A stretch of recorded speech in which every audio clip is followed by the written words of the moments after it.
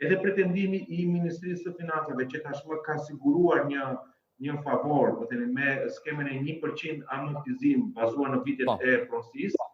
nuk qëndron, nuk është I vërtet, sepse kjo skem 1% amortizim I vlerës në varësi të viteve të pronësisë aplikohet vetëm në ato raste ku prona është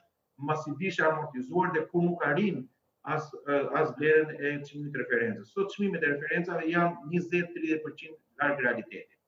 Që të përfitosh nga kjo skem duhet që vlera e shtëpisë që ti ke pronës e banesës të jetë të paktën 40-50% poshtë tregut. Kështu që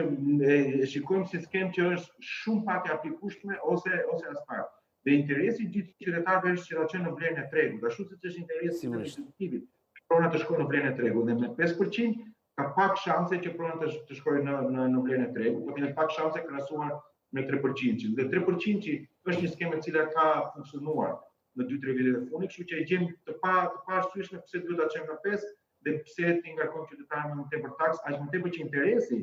afatgjat është që pronat të shkojnë në vlerën e tregut dhe të fillohet taksimi I pasurave paluajshme në 2007-2008, po themi, të fillojë bazuar mbi realitetin e tregut. Pra të gjithë sot janë duke kërkuar formalizimin dhe informacionin sa më të pastër të tregut dhe me 5% nuk garantohet kjo gjë.